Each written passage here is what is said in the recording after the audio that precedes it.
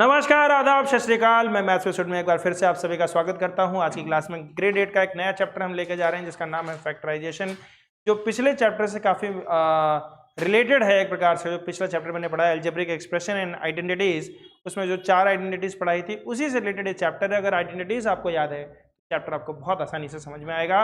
मेरे साथ क्लास में जुड़े हुए हैं कबीर, प्रभसिमरन और फरहान। तो चलिए दोस्तों, क्लास को शुरू करते हैं। सबसे पहले हम फैक्टर्स की बात करते हैं। मैथ्स में हम सबको पता है कि फैक्टर्स क्या होते हैं। जैसा कि हम सब जानते हैं, फैक्टर्स अगर मैं बोलूं कि कोई भी दो नंबर को अगर हम मल्टीप्लाई करें, मैंने बोला 2 × 3 = 6, तो मैं बोलूंगा 2 and 3 आर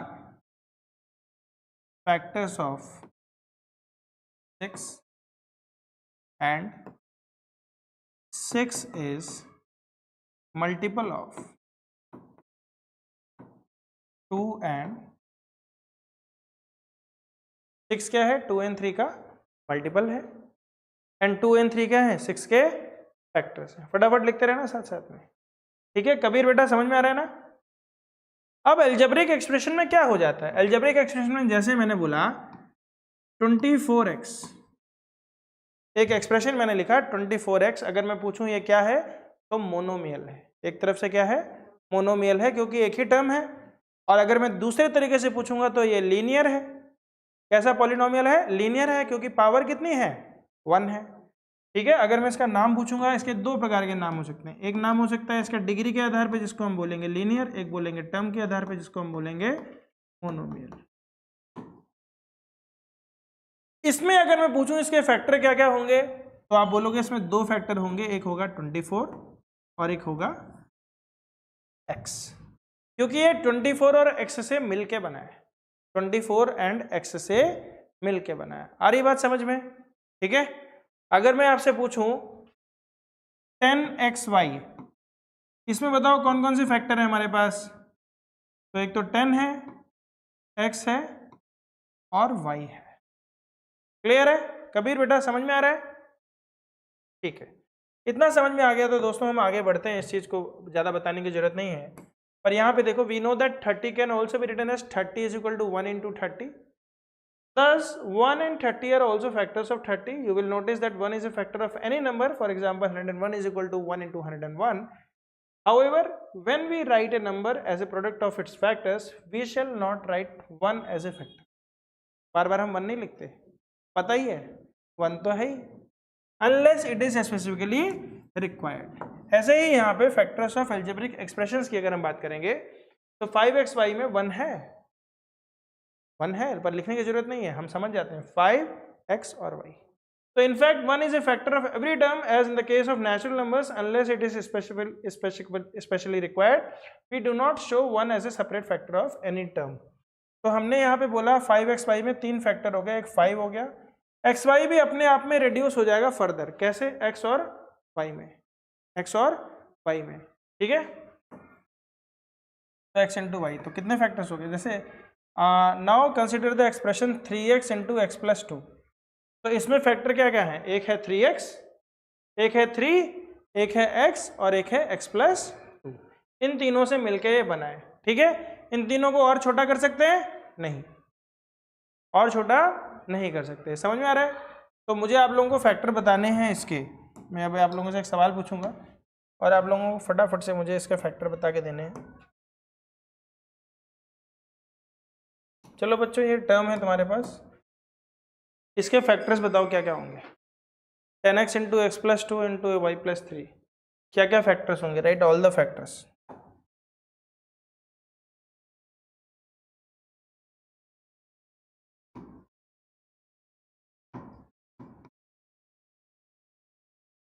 बताओ कबीर क्या होगा? सबसे पहले क्या बोलेंगे? 10 × x × x + 2 × y + 3. कितने फैक्टर्स हुए बेटा? 4. कितने फैक्टर हुए? 4. लेकिन अगर मैं 10 को फर्दर ब्रेक डाउन करूं तो मैं इसको 2 × 5 भी लिख सकता हूं। मैं 2 × 5 भी लिख सकता हूं। समझ में आ रहा है आपको? है ना? ये मैंने क्या किया? 10 का प्राइम फैक्टराइजेशन कर दिया। मैंने 10 का क्या कर दिया? प्राइम फैक्टराइजेशन कर दिया। ये मैं कर भी सकता हूँ, नहीं भी कर सकता हूँ, मेरे ऊपर डिपेंड करता है, जैसी जरूरत पड़ेगी उस हिसाब से हम इसको इस्तेमाल करेंगे। ठीक है, चलो आगे बढ़ते हैं बच्चों। अब आते हैं मेथड ऑफ कॉमन फैक्टर किस तरीके से निकलते हैं। ठीक है, जैसे हमें क्वेश्चन बोला गया, किसी ने क्वेश्चन बोला फैक्टराइज 2x + 4। तो 2x + 4 में बच्चों कितने टर्म्स हैं, ध्यान से देखो, बताओ कितने टर्म्स हैं। 2x + 4 में कितने टर्म्स हैं, कितने हैं, 4 है। 4 कहाँ है बेटा, 2 ही टर्म है बेटा, प्लस के इधर और इधर। इसको अगर हम बोलेंगे तो क्या बोलेंगे बच्चों, बाइनोमियल। क्या बोलेंगे, बाइनोमियल। और दूसरा नाम क्या होगा, लीनियर। फिर से ध्यान से देखो, इसमें कितने टर्म्स हैं, 2 टर्म्स है बेटा, 2 टर्म्स। ठीक है, क्या क्या है, एक 2x है और एक 4 है। जब भी हम किसी पर्टिकुलर एक्सप्रेशन के अंदर या पॉलिनोमियल के अंदर टर्म्स की बात करते हैं तो हम इन टर्म्स की बात करते हैं, प्लस के इधर क्या है और इधर क्या है। और उसमें भी हम अनलाइक टर्म्स की बात करते हैं, याद आ रहा है, अनलाइक टर्म्स। मैं अगर तुम लोगों से लिख दूं 2x + 4 + 3x + 8, इसमें कितने टर्म्स हैं, 2 ही टर्म है बेटा। 2x और 3x आपस में क्या बन जाएगा, 5x, और 4 + 8 क्या बन जाएगा, 12। 2 ही टर्म है। जब भी हम टर्म्स की बात करते हैं हम सिर्फ और सिर्फ अनलाइक टर्म्स की बात कर रहे हैं। कबीर, आ रही बात समझ में, ठीक है। तो 2 टर्म्स हैं बेटा। अब अगर हमें इसे फैक्टराइज करना है तो पहले हमें देखना है कि इसमें से कॉमन क्या आ सकता है। तो हमने देखा कि 2 और 4 में 2 कॉमन आ सकता है, और डिस्ट्रीब्यूटिव प्रॉपर्टी सबको पता है। जब हमने 2x में से 2 कॉमन ले लिया तो हम क्या लिख सकते हैं, x, और 4 में से 2 कॉमन ले लिया तो ब्रैकेट में क्या लिखेंगे, 2। तो हमारा फैक्टराइजेशन हो गया 2 × x + 2। और इसमें कितने टर्म्स हैं, इसमें सिर्फ एक ही टर्म है, 1 टर्म।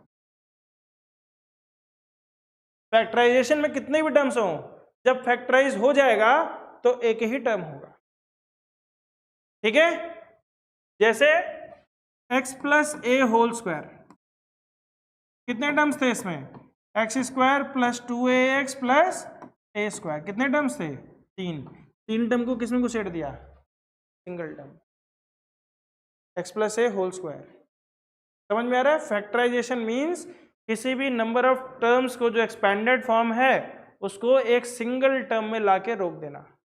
किसमें लाके रोकना, सिंगल टर्म में। और सिंगल टर्म कैसे बनता है, उसको किसी ना किसी के मल्टीप्लिकेशन के फॉर्म में लिखना है, किसी ना किसी के मल्टीप्लिकेशन के फॉर्म में लिखना है। जैसे ध्यान से देखो, मैं 10 को 10 बार लिखूं, 3 बार लिखूं, तो ये तो कितने टर्म हो गए, देखने में 3 हो गए, पर मैंने जब इसको 3 × 10 लिख दिया तो ये क्या हो गया, सिंगल टर्म हो गया। समझ में आ रहा है। तो सिंगल मल्टीप्लिकेशन के टर्म के फॉर्म में आपको लिखना है उसको, उसी को हम क्या बोलते हैं, फैक्टराइजेशन। क्लियर हो गया।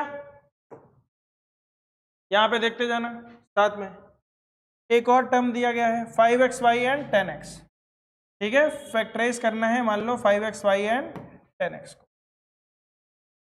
मान लो क्वेश्चन तुम्हें दे दिया गया 5xy - 10x, इसको हमें क्या करना है, फैक्टराइज करना है।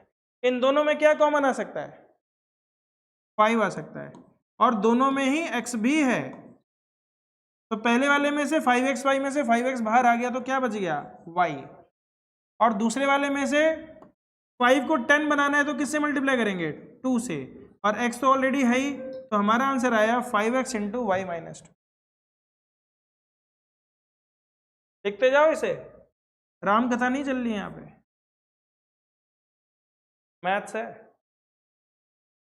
समझ में आ रहा है। 5xy - 10x को क्वेश्चन दे दिया किसी ने फैक्टराइज, क्या करेंगे हम, 5x बाहर निकाला, ब्रैकेट में y - क्लियर है। आगे बढ़ते हैं बच्चों। अगला क्वेश्चन आप लोगों की कंप्यूटर स्क्रीन पे ये रहा, और इसका जवाब देगा कबीर। और अब सिमरन तुम अपनी नोटबुक में करो, फरहान बेटा आप भी अपनी नोटबुक में करो, और मुझे आंसर देगा कबीर। सब लोग अपनी अपनी नोटबुक में करो, इसमें से बताओ वो मैक्सिमम, जब भी हम फैक्टराइज करेंगे तो हाईएस्ट कॉमन फैक्टर बाहर निकालेंगे। हाईएस्ट कॉमन फैक्टर, बड़े से बड़ा नंबर जो 12 और 15 दोनों को डिवाइड कर दे, क्या होगा?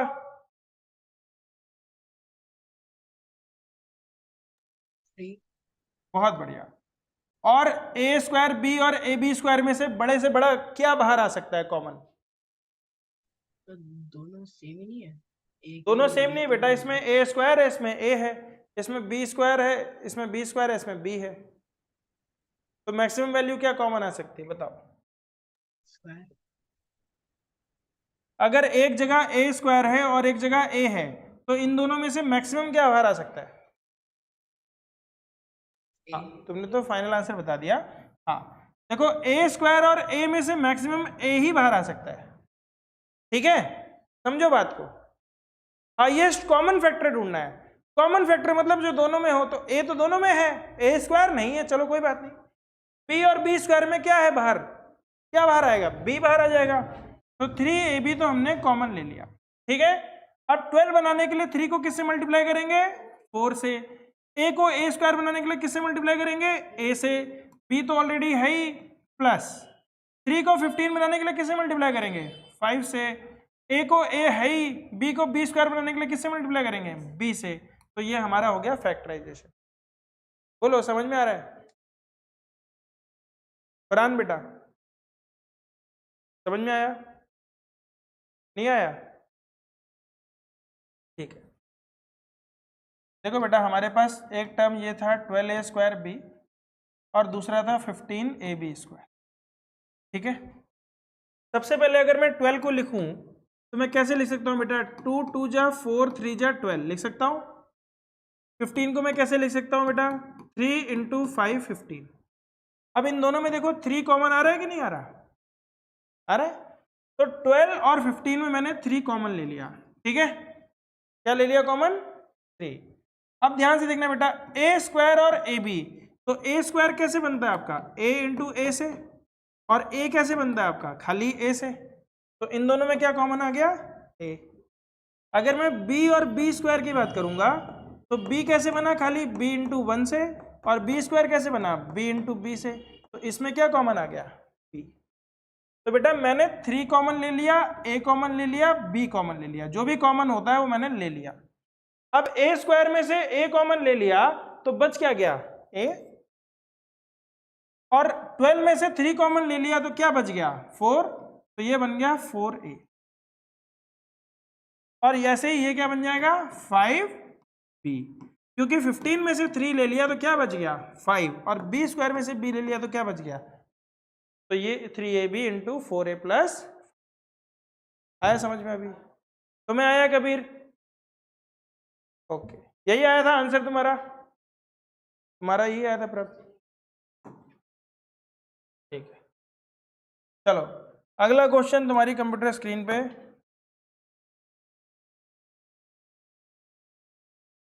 ये रहा, ठीक है। फैक्टराइज करो इसे, चलो शाबाश। देखो क्या क्या कॉमन आ रहा है। तीनों में कॉमन लेना है इस बार, चाहे तीनों को अलग अलग करो चाहे एक साथ करो। आपको सबसे पहले 10 को, 18 को और 14 को प्राइम फैक्टराइजेशन करना है। अगर तुम्हारी मैथ्स बहुत अच्छी है तो तुम ऐसे ही ढूंढ लोगे क्या कॉमन फैक्टर है। नहीं है तो तीनों का प्राइम फैक्टराइजेशन करो, कॉमन फैक्टर निकालो, हाईएस्ट कॉमन फैक्टर निकालो।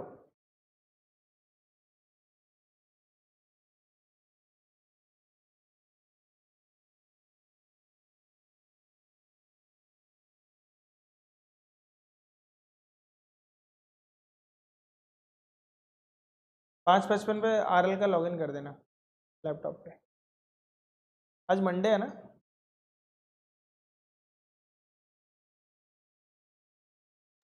Sir 2x square into 7x square minus 9x plus 5। Okay, 2x square into 7x square minus 9x plus 5। Minus 9x plus 5। बहुत बढ़िया यार, ऐसे लगा कि पीछे से आंसर देख के बताए हो। मतलब इतना तरतीब वाइज, मजा आ गया कबीर, शाबाश यार, गुड। मतलब बुक के पीछे यही आंसर दिया होगा। पता है इसमें तुमने जो सबसे अच्छी बात करी है वो ये करी है कि इसको एक डिसेंडिंग ऑर्डर ऑफ पावर में लिखा गया है। आमतौर पे एक बच्चा कैसे लिखता, आमतौर पे बच्चा बोलता सर 2x² ब्रैकेट में बोलता sir 5 minus 9x plus 7x²। पर एक बच्चा इसको भी पलट दे रहा है, इसका मतलब कि बुक के पीछे वाला आंसर एकदम यही है, ठीक है। पर Kabir I am really proud, well done बेटा, शाबाश, बिल्कुल सही बताया है। तो ये कई बच्चे नहीं करते, पर कबीर ने ये भी कर दिया, इसका मतलब माइंड उसका सही काम कर रहा है। समझ में आ रही बात? आंसर बच्चे ये लिख देते हैं कई बार, लेकिन आपको कैसे लिखना है, डिक्रीजिंग ऑर्डर ऑफ देयर, जो भी उसकी एक्सपोनेंशियल पावर होती है, ठीक है। और शायद बुक के पीछे भी इसी तरीके से दिया रहता है, तो एनसीईआरटी को ही हमें फॉलो भी करना है। किसको फॉलो करना है? एनसीईआरटी को फॉलो करना है। तो यही रूल होता है, ये मेरे दिमाग में शायद नहीं आता, पर कबीर ने भी जैसे बताया तो मेरे दिमाग में आ गया कि जब भी आप आंसर लिखो, decreasing order of their exponential power, ठीक है। लिख लो आंसर, यही आया, देखो समझ में आया सबको अभी कैसे किया? कबीर बेटा, कबीर को तो आ ही गया। अगला क्वेश्चन बेटा, बहुत बढ़िया कबीर, अगला क्वेश्चन अभी आ गया आपके सामने। ये 3 क्वेश्चन है और टाइम मिलेगा आपको मात्र 3 मिनट, फटाफट से फोड़ दो। 3 मिनट भी नहीं, 2 मिनट मिलेगा बस। कॉमन निकालना है, लिखना है, इतना बड़ा सवाल नहीं है, 5-5 सेकंड के सवाल है। कॉमन निकालना है, लिखना है। बताओ बच्चों, पहले का क्या आया? क्या लिखा बेटा? बेटा थोड़ा सा बड़ा सोचने का है, ठीक है। 12 है कॉमन फैक्टर, कोई 6 इंटू 2x प्लस अगर 6 लिख रहा है तो उस 2x प्लस 6 में से भी एक 2 बाहर आ जाएगा, तो वो हो जाएगा 12 इंटू एक्स प्लस 3। आ रहा है समझ में? नहीं आया बेटा? 12x प्लस 36 था, ठीक है। इन दोनों में से क्या कॉमन ले सकते हो? तो वेरिएबल तो है नहीं इसमें, वेरिएबल तो कॉमन ले नहीं सकते। 12 पे आते बेटा, 12 को कैसे लिख सकते हैं? 2 2 जा 4 3 जा 12। 36 को कैसे लिख सकते हैं? 2 2 जा 4 4 3 जा 12 12 3 जा 36, ऐसे ही लिखते हैं। प्राइम फैक्टराइजेशन तो आता होगा। अब जरा कॉमन देखो बेटा, 2 आया कॉमन, एक और 2 कॉमन आया, एक और 3 कॉमन आया, तो 2 2 जा 4 3 जा 12। हाईएस्ट कॉमन फैक्टर क्या है इसका? 12। तो इन दोनों में से कॉमन क्या ले लिया? 12, ठीक है। अब 12x में से 12 कॉमन ले लिया तो ब्रैकेट में क्या बचा? सिर्फ x। और 36 में से 12 निकाल लिया तो क्या बचेगा? 3। क्या बच गया? 3 ही तो बचा। तो आंसर आया x प्लस, इसको वापस मल्टीप्लाई करो, 12 इंटू एक्स करोगे तो क्या होगा? 12x, और 12 इंटू 3 करोगे तो क्या होगा? 36। वापस यही आ जाएगा ना। इसमें 2 टर्म थे, हमने इसको सिंगल टर्म में डाल दिया, सिंगल टर्म में डाल दिया। नहीं आया समझ में? अभी आ गया? चलो अगले क्वेश्चन की तरफ चलते हैं। कबीर बेटा आपका यही आंसर था, वेरी गुड, शाबाश। कबीर अनम्यूट हो जाओ यार, तुम्हारे कहाँ घर में कुत्ता भौंक रहा है? हैं? बोल ही नहीं रहे, ऐसे ऐसे इशारों में काम कर रहे हो। क्या कोई ड्रिलिंग विलिंग हो रही है तुम्हारे घर में? फिर अनम्यूट हो जाओ, यहाँ बात करना है तुमसे, बात करने के लिए तो है।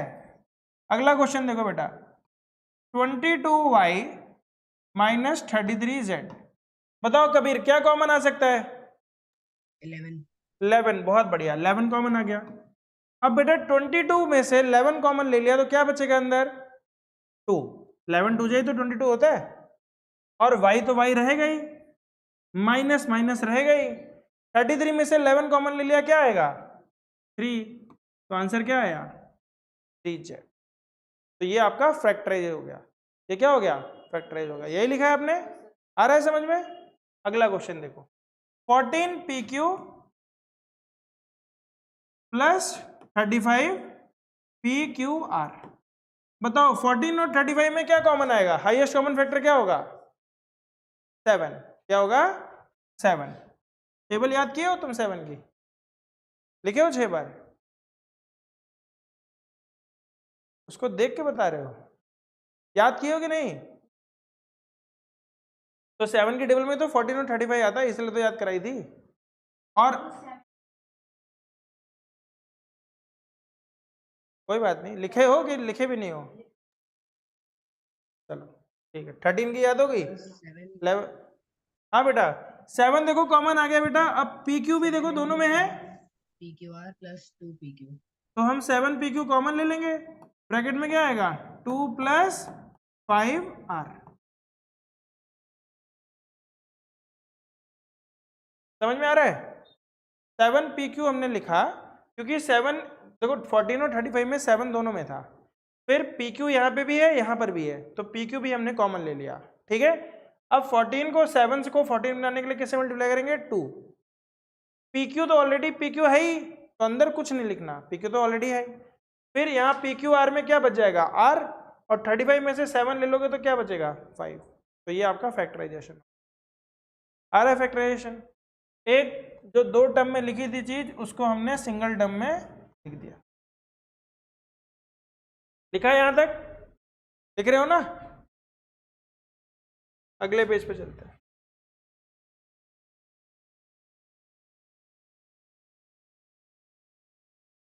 हाँ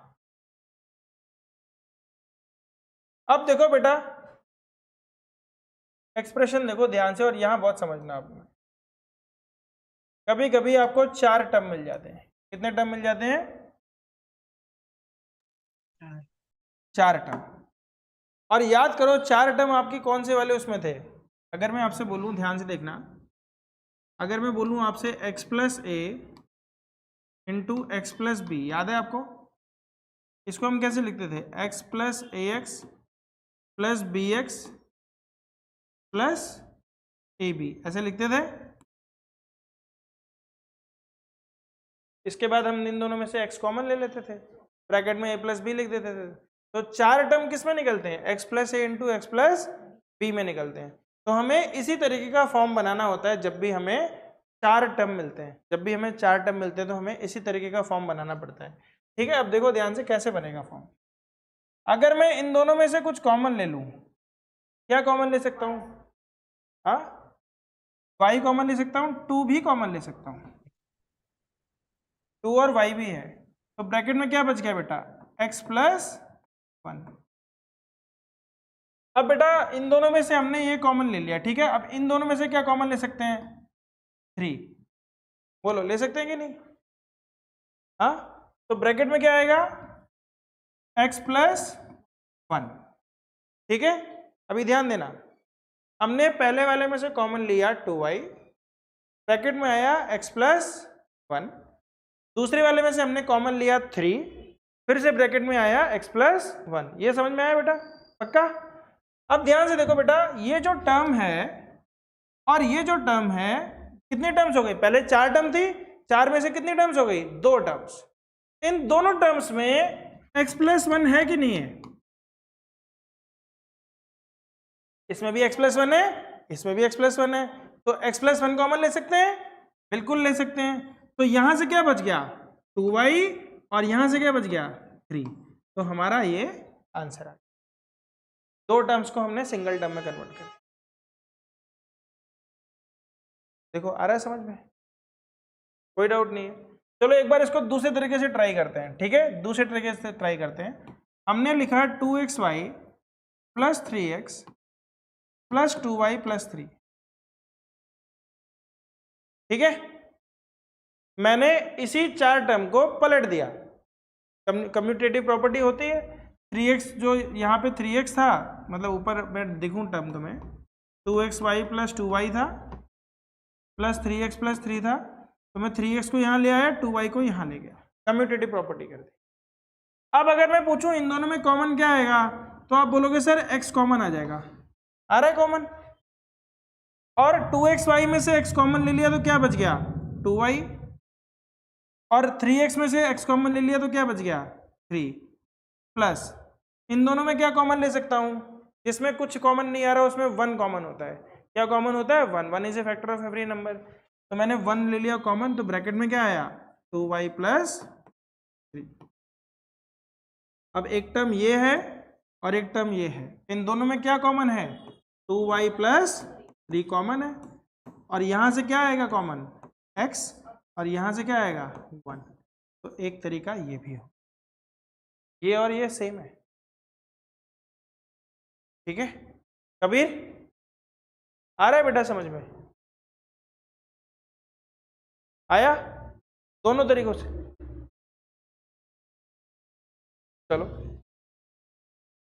थोड़ी सी दिव्य दृष्टि रखनी पड़ेगी ताकि सोल्यूशन को आप देख पाओ। तो पूछा जा रहा है हमने क्या किया था दूसरे वाले केस में, क्या किया था हमने, उसको रीग्रुप किया था। क्या किया था? रीग्रुप। तो कई बार बच्चों कॉमन नहीं निकलता है, कई बार क्या नहीं निकलता है, कॉमन नहीं निकलता है। तो वहां पे किस चीज की आवश्यकता होती है? रीग्रुपिंग की। किसकी आवश्यकता होती है? रीग्रुपिंग की। यानी हम ऐसे टर्म्स को एक साथ लेके आते हैं जिनमें से कुछ ना कुछ कॉमन ले सके। क्या ले सके? कॉमन ले सके। कबीर समझ में आ रहा है? हम ऐसे टर्म्स को आपस में ग्रुप करते हैं जिसमें से कुछ ना कुछ कॉमन ले सकें। अब यहां पर आप देखो एक क्वेश्चन दिया गया है आपके सामने और हम इसको थोड़ा सा डिस्कस भी करेंगे। ठीक है, अगर मैं, ध्यान से देखना, फटाफट से देखो, अगर मैं इन दोनों में कुछ कॉमन लूं तो क्या कॉमन आ सकता है? y भी आ सकता है, 2 भी आ सकता है ना? 2 और y दोनों आ सकता है। तो 2y जब कॉमन लूंगा तो क्या आएगा बेटा यहां से? 3x minus 2, 3x minus 2। और अब यहां पे आ जाओ बेटा इन दोनों में, नहीं नहीं नहीं, अब यहां से ध्यान देना बेटा, अगर आप 3 कॉमन लेते हो, पहला तो रूल ये है बेटा कि जो यहां ब्रैकेट बन के आता है वही ब्रैकेट यहां भी बनना चाहिए, तभी इसको कॉमन ले पाओगे। पहला रूल क्या है? जो ब्रैकेट यहां बन के आया है वही ब्रैकेट यहां भी बनना चाहिए, तभी कॉमन लोगे। ये आपको स्मार्टनेस लगानी है। तो अगर मुझे 3x यहां -9x है, मुझे 3x को -9x बनाना है तो क्या कॉमन ले सकता हूं? -3। क्या कॉमन लूंगा? -3। तभी तो -3 इंटू 3 -9 बनेगा। और अब चेक करो, -3 इंटू -2 करोगे तो 6 बन रहा है, बन रहा है। तो मेरा आंसर आ गया 2y - 3। पहले तो इन दोनों को लिख लो और फिर दूसरा वाला टर्म लिख दो, ये हो गया फैक्टराइज। आ रहा है समझ में? कबीर देख पा रहे हो जो मैं दिखाना चाह रहा हूं? फरहान तुम देख पा रहे हो? पक्का? ठीक है, अब इसको और किसी तरीके से करके देखते हैं। ठीक है, और किसी तरीके से करके देखते हैं। मान लो बेटा हम लोग 6xy और -9x को एक साथ ले लें, 6xy और -9x को एक साथ ले लें, और -4y और +6 को एक साथ ले लें। ठीक है, मैंने क्या करी? रीग्रुपिंग कर दी। मैंने -9x को यहां रखा और -5 और 6 को एक साथ लेके चला। अब इन दोनों में से क्या कॉमन ले सकते हैं हम लोग? 3x कॉमन ले सकते हैं, बोलो ले सकते हैं कि नहीं? तो ब्रैकेट में क्या आ जाएगा बेटा? 3 को 6 बनाने के लिए 2 से मल्टीप्लाई करेंगे और y यहाँ पे आ जाएगा, माइनस यहाँ पे आ जाएगा 3। अब इन दोनों में से हमें क्या चाहिए ब्रैकेट में? y - 3 तो चाहिए ही चाहिए, लेकिन सॉरी 2y - 3 मुझे चाहिए, है ना? तो -4y को अगर मुझे 2y बनाना है तो यहाँ पे क्या लिखूंगा? -2। क्या लिखूंगा? पहले कॉमन मत लेना, पहले कॉमन मत लेना, फंस जाओगे, मैं बता रहा हूं। पहले वो लिख देना जो यहां पे लिखा है, क्योंकि फैक्टराइज होने के लिए तो बना है। और उसके बाद चेक करना कि क्या यहां पे वो लिख के दोनों को सेटिस्फाई कर रहा है। एक को तो करेगा ही करेगा, क्या दोनों को कर रहा है? अगर कर रहा है तो बस आंसर आ गया आपका। क्या बना? 3x - 2 इंटू 2y माइनस,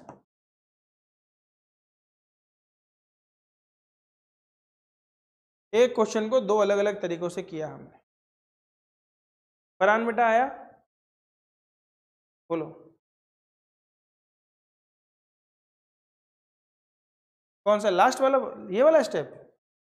ये वाले स्टेप में बेटा 2y - 3 देखो दोनों में है, तो एक मैंने 2y - 3 लिख दिया। यहाँ क्या था? 3x था। यहाँ क्या था? -2, तो 3x - 2। यहाँ पे भी यही किया, देखो 3x - 2 दोनों में था तो 3x - 2 दोनों में है। यहाँ पे क्या था? 2y, यहाँ पे क्या था? -3। तो एक तो जो बाहर कोएफिशिएंट होते हैं, कॉमन होते हैं, उनको एक ब्रैकेट में लिखते हैं, और जो ब्रैकेट की चीज है उसको दूसरे ब्रैकेट में लिखते हैं, आंसर आ जाता है। तो आप एक बार फिर से बता सकते हो? बिल्कुल बता सकता हूँ बेटा, पूरे क्वेश्चन को ही फिर से बताता हूँ।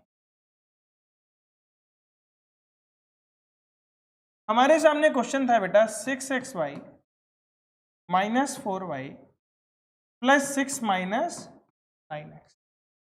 सबसे पहले मैंने बेसिक अप्रोच रखी, मैंने शुरू के 2 टर्म में ही देखा कुछ कॉमन आ रहा है क्या। मैंने देखा दोनों में से 2 कॉमन आ रहा है, दोनों में से y कॉमन आ रहा है, ठीक है। अब जब मैंने 2 कॉमन लिया 6 में से तो क्या बच गया 3, और x तो है नहीं बाहर तो x अंदर रख दिया, y ऑलरेडी है तो y लिखने की जरूरत नहीं है। अब मुझे देखना है 4y, तो 2 को -4 बनाना है तो किससे मल्टीप्लाई करेंगे, -2 से, और y तो ऑलरेडी लिया जा चुका है तो ये बन गया 2y इंटू 3x -2। शुरू के 2 टर्म को मैंने फैक्टराइज करने की कोशिश करी।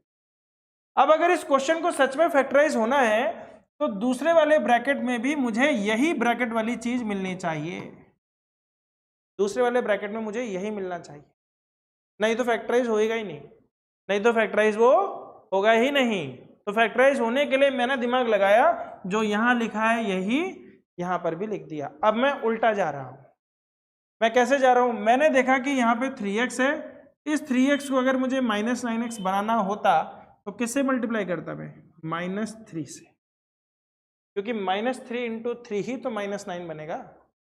और फिर चेक करने के लिए कि क्या मैंने सही कॉमन लिया है, मैंने दूसरे टर्म से भी मल्टीप्लाई करके देखा, -3 इंटू -2 प्लस 6 आ रहा है, यानी दोनों टर्म सेटिस्फाई हो गए। मैंने सेटिस्फाई तो किया सिर्फ एक को, लेकिन देखा दूसरा भी सेटिस्फाइड है, यानी मैंने सही किया है। अगर सेटिस्फाइड नहीं होता तो वो तरीका हम छोड़ देते, फिर नहीं करते हम, फिर कर ही नहीं पाते, फिर कुछ और तरीका अपनाते। पर यहाँ पे तो हो गया, किस्मत हो गई। तो अब हमने आंसर लिखना होता है, तो हम क्या लिखेंगे बेटा, 2y -3, बोलो समझ में आया, 2y -3, और दूसरा ब्रैकेट क्या बना, 3x -2। कबीर समझ में आया? Yes sir. ये था पहला तरीका, ये था पहला तरीका। दूसरे तरीके में मैंने एक रीग्रुपिंग करी। रीग्रुपिंग कैसे करी मैंने 6xy में से 9x को एक साथ रख दिया और -4y प्लस 6 को एक साथ लिख दिया। देख लो, ठीक है। तुम बोलोगे, तुम बोलते सर हमने ऐसे रीग्रुपिंग क्यों नहीं करी, 6xy प्लस 6 -4y -9, ऐसे भी तो रीग्रुपिंग हो सकती है। रीग्रुपिंग तो कई तरीकों से हो सकती है, लेकिन इस तरीके से मुझे मोटा मोटा समझ में आ रहा है कि इन दोनों में कॉमन तो खाली 6 है और इन दोनों में कॉमन कुछ है ही नहीं, तो इस रीग्रुपिंग से मुझे कोई फायदा नहीं हो। इस तरीके की रीग्रुपिंग से मुझे कोई फायदा नहीं होगा। कबीर आ रही बात समझ में? इसको ठीक करना है यार।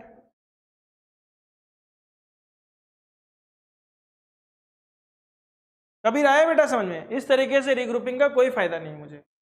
तो रीग्रुपिंग का फायदा कौन सा होता है, या तो ये वाला, और इस वाले को भी करके देखेंगे हम लोग, करके देखते हैं बच्चों। तो 6xy और 9x में क्या कॉमन ले सकते हैं हम लोग, 3x कॉमन ले सकते हैं, ले लिया। अब 6xy है, 3 को 6 बनाने के लिए किससे मल्टीप्लाई करेंगे, 2 से, x तो ऑलरेडी है, ब्रैकेट में बच गया y, ठीक है। और यहां पे -9x बनाने के लिए किससे मल्टीप्लाई करते हैं, -3 से। क्लियर हो रही बात? अब इसी 3x को अब यहां पे इन दोनों में कॉमन लेना है, तो पहले ही ब्रैकेट में क्या लिख देंगे हम लोग, 2y -3, क्योंकि अगर ये नहीं लिखे हम लोगों ने तो इसका मतलब हमने रीग्रुपिंग ढंग से करी ही नहीं, तो ये पहले लिख देना है। अब चेक करना है, क्या चेक करना है, -4y, 2y से -4y बनने के लिए किससे मल्टीप्लाई करते हैं, -2 से, और फिर देखना है कि क्या दूसरा सेटिस्फाई हो रहा है, तो -2 इंटू -3 प्लस 6 हो रहा है, यानी हमने सही किया है। तो अब यहां से इन दोनों टर्म्स को एक साथ लिख दो, ये बन जाएगा बच्चों 3x -2, और यहां से बन जाएगा 2y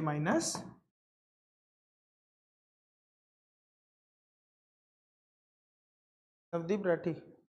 बेटा अभी तो सिखा रहा हूं नवदीप, टफ क्वेश्चन आएंगे अभी, ठीक है। अभी तो समझा रहा हूँ, मेरे जो यहाँ पे स्टूडेंट्स हैं जिन्होंने मुझे पैसे दिए हैं, जो मेरी रोजी रोटी वाले हैं, इनको मैं समझा रहा हूँ। हो सकता है आपको समझ में आ गया हो, लेकिन फिलहाल टफ पे भी हम आएंगे, और जब हो सकता है आपको पानी भरना पड़ जाए उस पर हम चलेंगे अभी से आपको हड़बड़ाने की जरूरत नहीं है।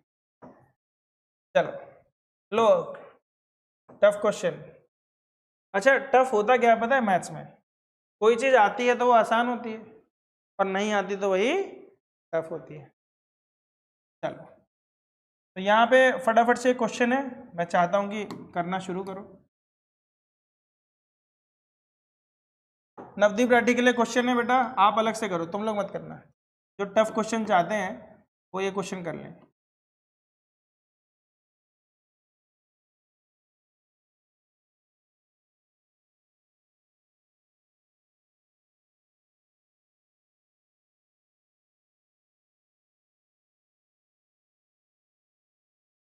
बेटा इसको फैक्टराइज करो। चलो ये नवदीप राठी तुम्हारे लिए, तुम लोग करो ये ऊपर वाले क्वेश्चन करना शुरू करो फटाफट से।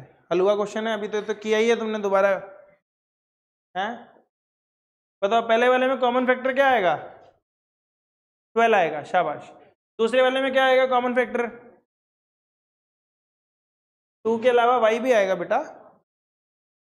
तो दूसरे वाले में कॉमन फैक्टर क्या आएगा? Common factor 2y। समझ में आ रहा है कबीर? Yes sir. चलो सारे करो फिर, मैं टाइम तुम्हारा ऑन कर दे रहा हूं, टाइमर ऑन है। 8 क्वेश्चन है। कितने क्वेश्चन है? 8 है ना। 8 क्वेश्चन का जो टाइम मिलेगा मात्र 8 मिनट मिलेगा, ठीक है। 10 मिनट मैक्सिमम ले लो। क्या टाइम हो रहा है अभी? 40। 17:50 पे दोबारा मिलूंगा, सारे क्वेश्चन हुए होने चाहिए। लो नवदीप ये वाला करो, ये तुम्हारे लिए, वो तो तुमने फोड़ दिया। ये क्वेश्चन तुम्हारे लिए थोड़ा सा टफ मैंने दिया है, बनाया है अभी अभी।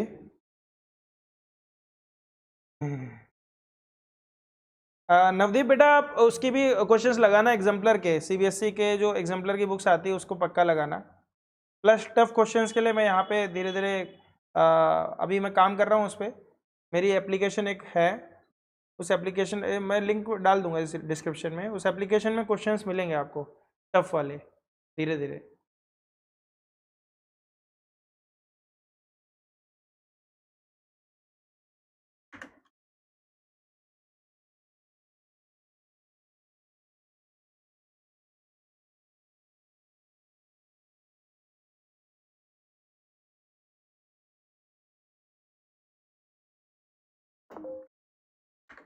सर 3x² y³ है ना लास्ट वाले में?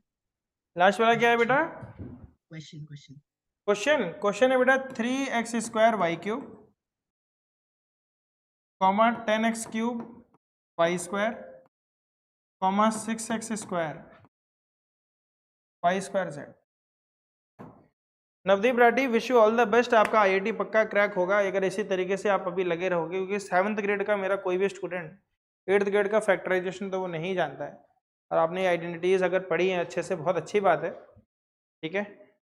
ये है कि आप मेरे हायर ग्रेड के जो क्लासेस है, जैसे क्वाड्रेटिक इक्वेशन है, क्वाड्रेटिक पॉलिनोमियल वाली जो मैंने 10th ग्रेड में पढ़ाई है, 9th में भी मैंने पढ़ाया है, उनको आप देखो, या उन क्लासेस को जब मैं लाइव जाता हूँ अल्टरनेट डेज है ट्यूसडे थर्सडे को, तो उन क्लासेस को अटेंड करो पहले से ही। अगर 10th की चीज़ें आप 8th तक पहुँचते पहुँचते कर लोगे तो आईआईटी का ड्रीम तो आपके लिए केक वॉक हो जाएगा। केक वॉक बोलते हैं, केक वॉक एक प्रोवर्ब होती है ना इंग्लिश में। Piece of cake. सबसे आसान तो केक पे वॉक करना ही होता है। जिसने इसको 19 और 17 में तोड़ दिया, मतलब बच्चे को प्राइम फैक्टराइजेशन अच्छे से रटा हुआ है। चलो शुरू करते हैं, फटाफट से शुरू करते हैं। तो बेटा सबसे पहले अगर इन दोनों को हम देखेंगे तो क्या कॉमन फैक्टर निकल के आ रहा है? 12। इन दोनों को अगर हम देखेंगे तो क्या निकल के आएगा? 2y। इन दोनों की अगर हम बात करेंगे तो दोनों में 14 आ जाएगा और PQ भी दोनों में आ जाएगा। तो क्या आ गया आंसर? 14 PQ। ठीक है, समझ में आ रहा है? 14 और 28 में 14 आ जाएगा बेटा, और P यहाँ पे भी है, यहाँ P² है तो P आ जाएगा, Q है यहाँ पे Q² है तो Q भी आ जाएगा। तो क्या आंसर आ गया? 14 PQ। अब बेटा नेक्स्ट का बताओ क्या निकल के आया था? 1। चलो 5th का बताओ क्या निकल के आया था? 12AB। 6 AB। शाबाश, तीनों में 6 है और तीनों में AB भी है। उसके बाद अगला क्वेश्चन करते हैं 6th क्वेश्चन। चलो प्रभ बताओ 6th में क्या आया था? 4x आया था, बहुत बढ़िया, शाबाश। देखो 16 में भी 4 है, 4 में भी 4 है, x² में भी तीनों में अगर x की हाईएस्ट वैल्यू लेंगे तो 1 आ रही है, और अगर न्यूमरल की मतलब हाईएस्ट वैल्यू लेंगे तो 4 आ रहा है, तो आंसर 4x बिल्कुल सही है। 7th का बताओ क्या आया तुम्हारा? इन तीनों में देखो ध्यान से, क्या कॉमन लग रहा है आपको? 10, 20, 30 में क्या कॉमन आ जाएगा? 10 आ जाएगा, ठीक है। 20 में भी 10 छुपा हुआ है। अब यहाँ PQ है, यहाँ QR है, यहाँ RP है, यानी कॉमन तो कुछ भी नहीं है, तो कॉमन एक ही निकल के आया 10, ठीक है। अगला क्वेश्चन देखो, क्वेश्चन नंबर 8। तो अगर हम देखेंगे 3, 10 और 6 में कुछ भी कॉमन नहीं है, 3, 10 और 6 में कुछ भी कॉमन नहीं है। अब आते हैं एक्स स्क्वायर, तो एक्स स्क्वायर देखो तीनों में है, ठीक है, तो एक तो हो गया एक्स स्क्वायर, और वाई क्यूब, वाई स्क्वायर और वाई स्क्वायर जेड, इन तीनों में मुझे वाई स्क्वायर भी मिल जा रहा है, तो मेरा कॉमन क्या आया? एक्स स्क्वायर और वाई स्क्वायर। देख लो बच्चों, सबका यही है। आगे बढ़ जाए। रब बेटा हो गया, तुमने कुछ और लिखा था, सॉल्व भी कर दिया था, बहुत बढ़िया, शाबाश, यानी तुम लोगों की स्पीड भी अच्छी है। अब आते हैं फैक्टराइजेशन पे, ठीक है।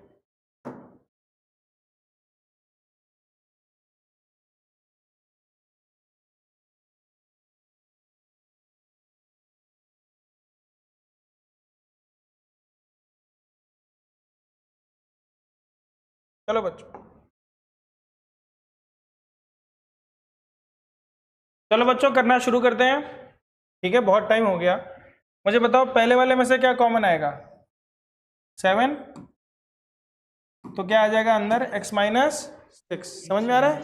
7x और 42 में से 7 बाहर आ गया, तो यहाँ से आ गया x और माइनस 6, क्योंकि 7 6 कितना होता है?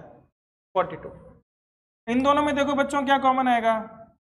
सेकंड क्वेश्चन में 6 कॉमन आ जाएगा, ब्रैकेट में क्या आएगा? p माइनस 2q, ठीक है। 6p में से 6 कॉमन आ गया, p अंदर रह गया, और 12 में से 2 आ गया अंदर, q नहीं आया समझ में? आ गया। तीसरा क्वेश्चन देखो बच्चों, तीसरे क्वेश्चन में 7a और 14a में क्या कॉमन आएगा? 7a, ब्रैकेट में हो गया a प्लस,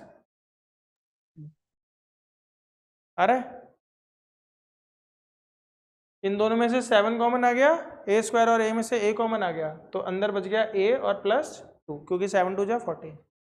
तीसरा चौथा question, minus 16z plus 20z cube, इन दोनों में क्या कॉमन आएगा बेटा? 4z कॉमन आ जाएगा, -4 प्लस 5z स्क्वायर। देख लो, देखो प्रभ बेटा सही है?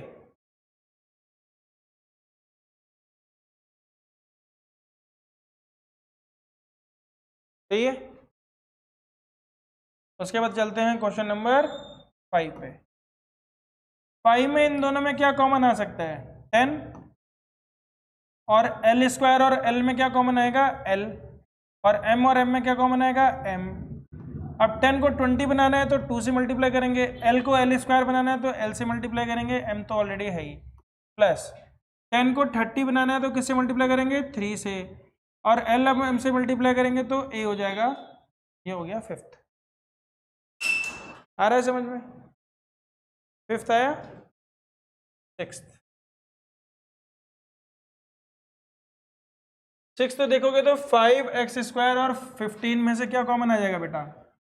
5x कॉमन आ जाएगा, तो ब्रैकेट में क्या आ जाएगा? xy minus 3y square. Check करो, बोलो कबीर बेटा आ रहा है कि नहीं आ रहा? सर इसमें y भी तो है। ओके, बहुत बढ़िया। तो 5xy कॉमन ले लेंगे, चलो मैं सोचा तुम लोग सो रहे हो, तो x माइनस 3y, ठीक है। चलो क्वेश्चन नंबर अभी 8वां, क्वेश्चन नंबर 8, 7, अच्छा चलो क्वेश्चन नंबर 7, जगे हुए हो तुम लोग। तो इन तीनों में क्या कॉमन आ जाएगा? 5, ब्रैकेट में हो जाएगा 2a square minus 3b square plus 4c²। Question number 8, इन तीनों में क्या कॉमन आ जाएगा, 4a भी कॉमन आ जाएगा, ब्रैकेट में आएगा -a प्लस b माइनस, ठीक है। क्वेश्चन नंबर 9, इन तीनों में xy z कॉमन आ जाएगा, पहले वाले में x² है तो x, दूसरे में y² है तो y, तीसरे में z। फिर क्वेश्चन नंबर 10, इन तीनों में से क्या कॉमन आ गया, ax, नहीं ये तो कॉमन आएगा ही नहीं, x और y में से xy कॉमन आ जाएगा, तो ब्रैकेट में हो गया ax plus by plus cz, ठीक है। तो इस तरीके से तुम्हें कुछ भी समझ नहीं आया होगा। इस तरीके से आज की क्लास को हम यहीं ख़त्म करते हैं। आई होप कि फैक्टराइजेशन की पहली क्लास में आपको कुछ बेसिक नॉलेज हुई होगी, किस तरीके से हम फैक्टर्स को कॉमन लेते हैं और उसको फैक्टराइज करते हैं। अगली क्लास में थोड़ा और आगे चलेंगे हम इसमें, ठीक है। आज की क्लास यहीं ख़त्म करते हैं। जय हिंद, जय भारत।